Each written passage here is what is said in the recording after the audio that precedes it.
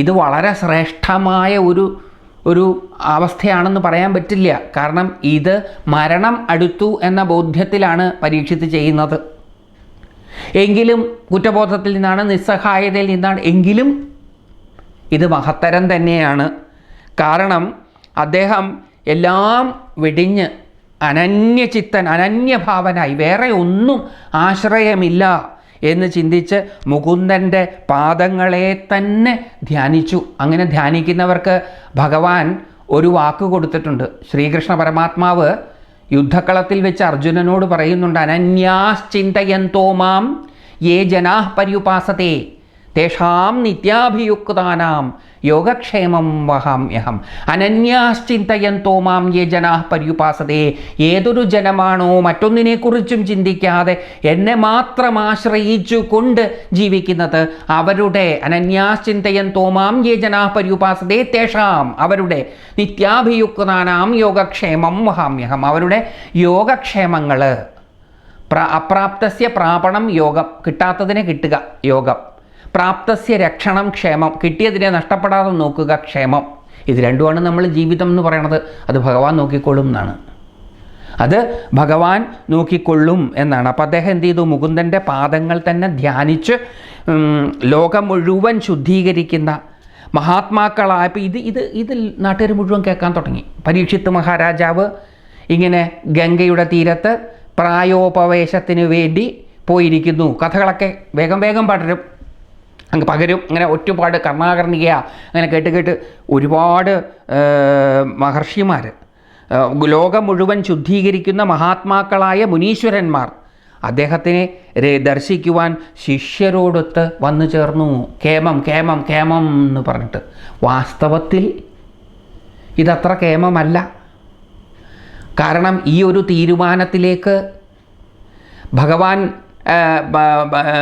തീരുമാനത്തിലേക്ക് പരീക്ഷിത്ത് മഹാരാജാവ് ചേരുന്നത് ഭൗതികമായിട്ടുള്ളതിനോടെല്ലാം വിരക്തി വന്നതിന് ശേഷമല്ല, മതി മതി മതി മതി എന്ന് തോന്നിയിട്ടല്ല. താൻ ചെയ്ത ഒരു പ്രവൃത്തി ഉണർത്തിയ കുറ്റബോധത്തിൽ നിന്നുണ്ടായ നിസ്സഹായതയാണ് അദ്ദേഹത്തെ ഈ അവസ്ഥയിലേക്ക് എത്തിച്ചത്. എങ്കിലും ഈശ്വരപാദ സേവ ചെയ്യാനാണ് അദ്ദേഹം ഉദ്ദേശിച്ചിരുന്നത് എന്നുള്ളതുകൊണ്ട് ആ പ്രവൃത്തി പോലും മഹത്വവത്കരിക്കപ്പെടുകയാണ്. ആൾക്കാർ അദ്ദേഹത്തെ കാണാൻ വരികയാണ്. സ്വയം തീർത്ഥീഭൂതരായ ഉത്തമന്മാർ തീർത്ഥയാത്ര എന്ന വ്യാജത്താൽ തീർത്ഥങ്ങളെ തന്നെയും പ്രായേണ ശുദ്ധീകരിക്കാറുണ്ടല്ലോ. ഇവരിങ്ങനെ വന്നു ഗംഗ കുളിക്കൊപ്പം. എന്തിനാ ഈ പരമപവിത്രീഭൂതരായ മഹർഷീശ്വരന്മാർ ഗംഗയെ കുളിക്കുന്നത്? ഗംഗയെ ശുദ്ധീകരിക്കാൻ. അശുദ്ധന്മാരും പാപാത്മാക്കളും ശുദ്ധി വരുത്തുവാൻ വേണ്ടി ഗംഗയിൽ മുങ്ങിക്കുളിച്ച് കയറുമ്പോൾ മലീമസമാകുന്ന ഗംഗയെ ശുദ്ധീകരിക്കാൻ പരമപവിത്രാത്മാക്കളായ മഹർഷീശ്വരന്മാർ തീർത്ഥാടനം എന്ന വ്യാജേന ഈ തീർത്ഥങ്ങളിലൊക്കെ എത്തി കുളിക്കാറ് പതിവുണ്ടല്ലോ. അത്രി, വസിഷ്ഠൻ, ച്യവനൻ, ശരദ്വാൻ, അരിഷ്ഠനേമി, ഭൃഗു, അങ്കിരസ്, പരാശരൻ, വിശ്വാമിത്രൻ, ഭരദ്വാജൻ, ഗൗതമൻ, പിപ്പലാദൻ, മൈത്രേയൻ, ഔർവൻ, കവശൻ, അഗസ്ത്യൻ, ദ്വൈപായനൻ, ഭഗവാൻ നാരദൻ, മറ്റനേകം ദേവർഷിമാർ, രാജർഷിമാർ, ബ്രഹ്മർഷിമാർ മുതലായവരെല്ലാം ആ മഹാഭക്തനെ ദർശിക്കുന്നതിനായി അവിടെ വന്നു. അങ്ങനെയാ ഒരാൾ പട്ടിണി കിടന്ന് ചാവാൻ പോവുകയാണ് എന്ന് കേട്ടാൽ നാട്ടുകാരെല്ലാം കാണാൻ വരും. നിരാഹാരം കിടക്കുന്ന നമ്മളെ നേതാക്കന്മാരെയൊക്കെ ആൾക്കാർ കാണാൻ പോകില്ലേ? അതേപോലെ നാട്ടിലുള്ള എല്ലാവരും വരും. എന്നാൽ ഇവരാരും വന്നവർ പറഞ്ഞില്ല, രാജാവേ ഇങ്ങനെ കിടക്കണോ, ഒന്ന് പോയി ക്ഷമ ചോദിച്ചാൽ പോരേ എന്നാരും ചോദിച്ചില്ല. എല്ലാവരും കണ്ടു. ചിലർ തിരിച്ചുപോയി, ചിലർ അവിടെ ഇരുന്നു. അവിടെ വന്നു. രാജാവ് അവിടെ കൂടിയ വിവിധ ഋഷിപ്രവരരെയെല്ലാം പൂജിച്ച് ശിരസാ വന്ദിച്ചു. വരുന്നവരെ രാജാവ് പൂജിച്ചു, ശിരസ് വന്ദിച്ചു എന്ന് പറഞ്ഞാൽ തല കുനിച്ചു വന്ദിച്ചു. അവരെല്ലാം സുഖമായിരുന്നതിന് ശേഷം വിശുദ്ധ ചിത്തനായ അദ്ദേഹം പിന്നെയും നമസ്കരിച്ചു തൊഴുതുകൊണ്ട് മുമ്പിൽ നിന്ന് താൻ ചെയ്യാൻ ആഗ്രഹിക്കുന്നത് പറഞ്ഞറിയിച്ചു. അങ്ങനെ നമസ്കരിച്ചിട്ട് ഇദ്ദേഹം എന്താണ് ഉദ്ദേശിക്കുന്നത് എന്നത് ഇദ്ദേഹം അവരോട് പറഞ്ഞു. രാജാവ് പറയുകയാണ്, മഹാത്മാക്കളുടെ അനുഗ്രഹത്തിന് പാത്രീഭൂതരായ ഞങ്ങൾ രാജാക്കന്മാരിൽ വെച്ച് ഏറെ ധന്യരാകുന്നു. പാണ്ഡവർ മഹാത്മാക്കളുടെ അനുഗ്രഹത്തിന് പാത്രീഭൂതരാണ്. അതുകൊണ്ട് അവർ രാജാക്കന്മാരിൽ വെച്ച് ഏറെ ധന്യരാകുന്നു. കാരണം ഇവരുടെ കുലത്തിനാണ് സാക്ഷാൽ ഇദ്ദേഹത്തിൻ്റെ അച്ഛൻ്റെ അച്ഛനാണ് അർജുനന് മഹാദേവൻ നേരിട്ടാണ് പാശുപതം കൊടുത്തത്. മഹാത്മാക്കളാണ്. ഇവർക്ക് ഒരുപാട് മഹർഷീശ്വരന്മാരുടെ അനുഗ്രഹം ഉണ്ടായിട്ടുണ്ട്. ഇവർ കാട്ടിൽ താമസിക്കുമ്പോഴാണ് മാർക്കണ്ഡേയ മുനി ആ വഴിക്ക് കടന്നു പോവുകയും ധർമ്മപുത്രരായ യുധിഷ്ഠിരന് ധർമ്മോപദേശം ചെയ്യുകയും ചെയ്തിട്ടുള്ളത്. അപ്പോൾ മഹാത്മാക്കളുടെ അനുഗ്രഹത്തിന് പാത്രീഭൂതരായ ഞങ്ങൾ രാജാക്കന്മാരിൽ വെച്ച് ഏറെ ധന്യരാകുന്നു.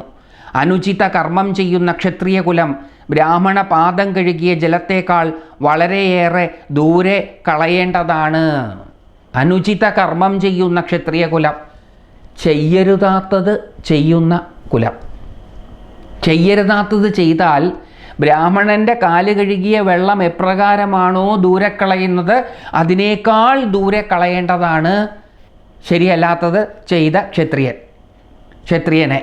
ഗൃഹാദികളിൽ ആസക്തനും പാപസ്വരൂപനുമായ എനിക്ക് വൈരാഗ്യപ്രാപ്യനായ ഭഗവാൻ ബ്രാഹ്മണ ശാപരൂപത്തിൽ ആവിർഭവിച്ചിരിക്കുന്നു. ഗൃഹാദികളിൽ ആസക്തനും പാപസ്വരൂപനുമായ എനിക്ക്. നമ്മൾ ഇന്നലെ പറഞ്ഞു ഗാർഹസ്ഥ്യം പരമമായ ആശ്രമമാണ് എന്ന്. ഇപ്പം ഇദ്ദേഹം പറയണത് ഗൃഹാദികളിൽ ആസക്തൻ, ഗാർഹസ്ഥ്യം പാപം സ്വരൂപത്തിന് കാരണമായി എന്നാണ്. അദ്ദേഹം പാപസ്വരൂപനായത് ഗൃഹാദികളിൽ ആസക്തനായതുകൊണ്ടാണ്. അതെങ്ങനെയാണ് പൊരുത്തപ്പെടുക? ഇവിടെ ഗൃഹാദികൾ എന്ന് പറയുന്നത് ഞാൻ, എൻ്റേത്, എനിക്കുള്ളത് എന്ന അർത്ഥത്തിലാണ്. ഗൃഹം എന്നുള്ള വാക്കിന് വീട് എന്ന് മാത്രമല്ല അർത്ഥമുള്ളത്. ഗൃഹം എന്നുള്ള വാക്കിന് ഭാര്യ എന്നും അർത്ഥമുണ്ട്. എൻ്റേത്, എനിക്കുള്ളത്, ഞാൻ എന്നീ ചിന്തയാണ്, സങ്കുചിത മനോഭാവമാണ് ഇവിടെ സൂചിപ്പിക്കുന്നത്. നമ്മുടെ ഗൃഹ്യസൂത്രങ്ങളിലും ധർമ്മസൂത്രങ്ങളിലും ധർമ്മശാസ്ത്രങ്ങളിലും പറഞ്ഞത് പ്രകാരം ഗാർഹസ്ഥ്യം അനുഷ്ഠിക്കുകയാണ് എങ്കിൽ ആ ഗാർഹസ്ഥ്യം മമതാതീതമാണ്. പക്ഷെ പൊതുവെ മനുഷ്യർക്ക് അങ്ങനെ സാധിക്കില്ല. അതുകൊണ്ട് ഗൃഹാദികൾ എന്ന് പറയുന്നത് മമത്വത്തെ സൂചിപ്പിക്കാനാണ്. അപ്പോൾ ഗൃഹാദികളിൽ ആസക്തനായതുകൊണ്ട് പാപസ്വരൂപനായി. പാപസ്വരൂപൻ എന്ന് പറഞ്ഞാൽ എന്താ? മമത്വമുള്ളവനായതുകൊണ്ട് ഈശ്വരനിൽ നിന്നകുന്നു. അതാണ് പാപം. ഈശ്വരനോട് അടുക്കുന്നതാണ് പുണ്യം. മമതയുണ്ടായപ്പോൾ സകല പ്രവൃത്തികളും ഞാൻ, എൻ്റേത്, എനിക്ക് വേണ്ടി ഉള്ളതിനായി തീർന്നു. അല്പാഹംബോധം ഈശ്വരനിൽ നിന്നകന്നു. അപ്പോൾ പാപമുണ്ടായി. ആ പാപസ്വരൂപനായ ഗൃഹാദികളിൽ ആസക്തി ഉണ്ടായതുകൊണ്ട് പാപസ്വരൂപനായ എനിക്ക് വൈരാഗ്യപ്രാപ്യനായ ഭഗവാനെ പ്രാപിക്കണമെന്നുണ്ടെങ്കിൽ രാഗങ്ങൾ വിഗതമായി തീരണം. രാഗം എപ്പോഴുണ്ടാവുക? ആഗ്രഹം എപ്പോഴുണ്ടാവുക? നമ്മളിൽ അപൂർണത കാണുമ്പോഴാണ് നമുക്ക് വേറൊന്നിനോട് ആഗ്രഹം തോന്നുക.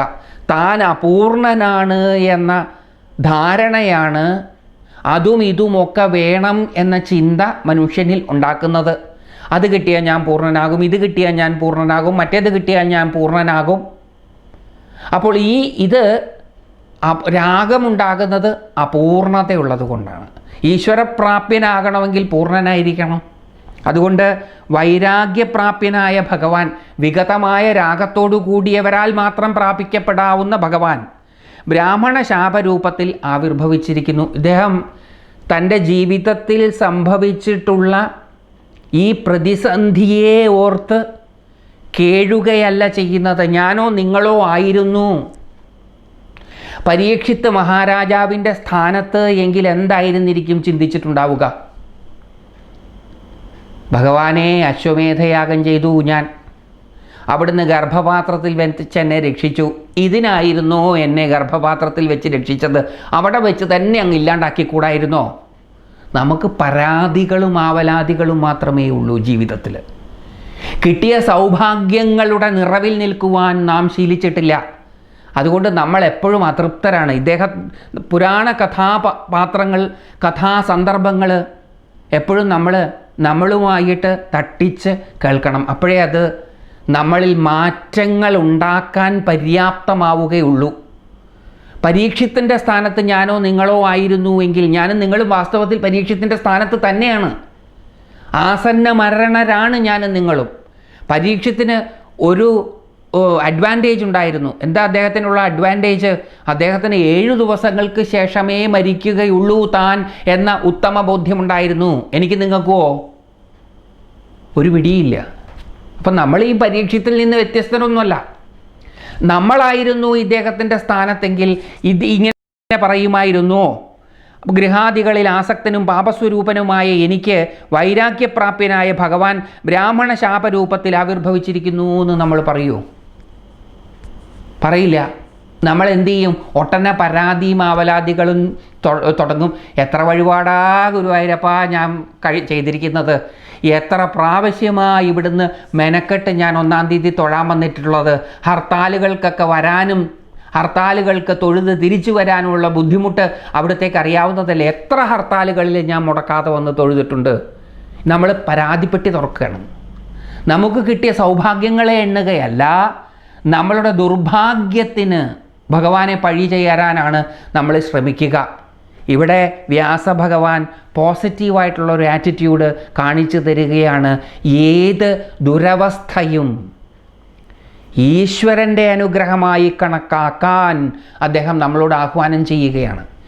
ഏതു ദുരവസ്ഥയും പരമമായതിലേക്കുള്ള വാതായനം തന്നെയാണ് എന്ന് വ്യാസഭഗവാൻ ഇവിടെ നമ്മളോട് പറയുകയാണ്. പരീക്ഷിത്ത് മഹാരാജാവിൻ്റെ പറച്ചിലിലൂടെ നമ്മളോട് ഭഗവാൻ വ്യാസൻ പറയുന്നത്, ജീവിതത്തിലുണ്ടാകുന്ന ദുരന്തത്തിൻ്റെ മുൾമുനയിൽ നിന്ന് നീറുമ്പോഴും അത് ഭഗവാൻ തരുന്ന സൗഭാഗ്യമാണ് എന്ന് കരുതി അതിനെ നേരിടണം. ആവിർഭവിച്ചിരിക്കുന്നു. യാതൊരിടത്ത് പ്രസക്തമായ ഭയം ആരെയും ഭയപ്പെടുത്തും. ആ ഭയം വിരക്തിക്ക് കാരണവുമാകും. അപ്പോൾ ഇദ്ദേഹം അവരോട് ഇൻഡയറക്റ്റായിട്ട് പറയുകയാണ്, ഭയമാണ് എൻ്റെ വിരക്തിക്ക് കാരണം. ജീവിത സുഖം മതിയായിട്ട് ഞാൻ മതിയെന്ന് പറഞ്ഞതല്ല. അവിടെയാണ് പല വ്യാഖ്യാതാക്കന്മാരും ഇത് കാണാതെ പോവുകയാണ്. ഭാഗവതം വ്യാഖ്യാനം ചെയ്യുന്ന പലരും പരീക്ഷിത്ത് മഹാരാജാവ് 2 കൈയും നീട്ടി സഹർഷം തൻ്റെ വിധിയെ സ്വീകരിച്ച് ഗംഗാതീരത്ത് പ്രായോപവേശം ചെയ്യാൻ ചെന്നിരുന്നു എന്നാണ് പറയണത്. അങ്ങനെയല്ല. ഭയമുണർത്തിയ വിരക്തി കൊണ്ടാണ് അദ്ദേഹം പോയത്. അദ്ദേഹത്തിന് പേടിയുണ്ട്. എന്തിനാ അദ്ദേഹത്തിന് പേടി? മരണത്തെ പേടി. അപ്പോൾ കുറ്റബോധം ഉണർത്തിയ നിസ്സഹായതയും ഭയവും ഇദ്ദേഹത്തിനുണ്ട്. കുറ്റബോധത്തിന് പ്രായശ്ചിത്തമായിട്ട് നിസ്സഹായതയോടുകൂടി ഇനി എനിക്കെന്താ ചെയ്യാൻ പറ്റുക, സ്വീകരിക്കുകയല്ലാണ്ട് ഭയത്തോടുകൂടി, ഭയമാണ് ഈ വിരക്തിക്കും മറ്റും കാരണമായത്. അദ്ദേഹം തൻ്റെ വിധിയെ സ്വീകരിക്കാൻ വന്നിരിക്കുകയാണ്. അവിടെ അദ്ദേഹം വിധിയെ സ്വീകരിക്കുന്നത് സഹർഷമല്ല, 2 കൈ നീട്ടിയിട്ടല്ല, മറിച്ച് നിസ്സഹായനായിട്ടാണ്. ആരെയും ഭയപ്പെടുത്തും. ഭയം ആരെയും ഭയപ്പെടുത്തും. ആ ഭയം വിരക്തിക്ക് കാരണവും ആകും. യാതൊരിടത്ത് പ്രസക്തമായ ഭയം ആരെയും ഭയപ്പെടുത്തും. തസ്യൈവ മേഘസ്യ പരാവരേഷു വ്യാസക്തചിത്തസ്യ ഗൃഹേഷ്വഭീക്ഷണം നിർവേദമൂലോ ദ്വിജശാപരൂപോ എത്ര പ്രസക്തോ ഭയമാശുധത്തെ. ഭയം, വേണ്ടിടത്തുള്ള ഭയം, അത് ആരെയും ഭയപ്പെടുത്തും. ആരെയും ഭയപ്പെടുത്തും. ആ ഭയം വിരക്തിക്ക് കാരണമാകും. ആർക്കും കാരണമാകും. ബ്രാഹ്മണരും അതിന് പരീക്ഷിത്താവണം എന്നൊന്നുമില്ല. ഈ സന്ദർഭത്തിൽ ഇങ്ങനെ ഒരു ജീവിത സിറ്റുവേഷനിൽ ഈശ്വര വിശ്വാസമുള്ള ആരും ഇങ്ങനെയേ ചെയ്യാൻ സാധ്യതയുള്ളൂ. കാരണം ഭയമുണർത്തിയ വിരക്തിയാണ് ഇത്. ബ്രാഹ്മണരും ദേവിയായ ഗംഗയും ഭഗവാനിൽ തന്നെ മനസ്സു വച്ചുകൊണ്ടിരിക്കുന്ന എന്നെ ശരണാഗതദാസനായി കരുതട്ടെ. ബ്രാഹ്മണരും ദേവിയായ ഗംഗയും ഭഗവാനിൽ തന്നെ മനസ്സു വെച്ചുകൊണ്ടിരിക്കുന്ന, അതും അത്ര എളുപ്പമല്ല കേട്ടോ. നിസ്സഹായ അവസ്ഥയിൽ, കുറ്റബോധം കൊണ്ട് നീറി നിൽക്കുന്ന അവസ്ഥയിൽ, ഭയം ഗ്രസിച്ചിരിക്കുന്ന അവസ്ഥയിൽ ഈശ്വരനിൽ തന്നെ മനസ്സിനെ നിർത്തണമെങ്കിൽ എളുപ്പമല്ല. അത് ഇദ്ദേഹത്തിന് സാധിച്ചിട്ടുണ്ട്. ഭഗവാനിൽ തന്നെ മനസ്സു വെച്ചുകൊണ്ടിരിക്കുന്ന എന്നെ ശരണാഗതദാസനായി കരുതട്ടെ. ശരണാഗത ദാസനായി കരുതട്ടെ. കപടനായ തക്ഷകൻ കപടനാണെന്ന് ആരാ ഇദ്ദേഹത്തിനോട് പറഞ്ഞത്? ഒരു കാപ്പട്യവും ഇല്ലാത്തൊരു പാവസാധനം അത്. കപടനായ തക്ഷകൻ ബ്രാഹ്മണ ശാപത്താൽ പ്രേരിതനായി എന്നെ കടിച്ചുകൊള്ളട്ടെ. നിങ്ങൾ വിഷ്ണുവിൻ്റെ ഗാഥകൾ പാടിയാലും. റിസൈൻ ടു ദ ഫെയ്റ്റ് ആണ് ഇദ്ദേഹം. അപ്പം ഈ റിസൈൻ ടു ദ ഫെയ്റ്റ് ആണെങ്കിലും തക്ഷകൻ എന്നെ വന്ന് കടിച്ചു കൊള്ളട്ടെ എന്നാണ്. കുഹക തക്ഷകോവാ, കുഹകൻ കപടനായ തക്ഷകൻ വന്ന് കടിച്ചോട്ടെ. അപ്പോഴും തക്ഷകൻ കപടനാണ്. പാവം തക്ഷകൻ എന്ത് കാപ്പട്ടിയുള്ളത്? മുനികുമാരൻ്റെ വാക്കുകളാണ് തക്ഷകന് പ്രേരണയാകുന്നത്.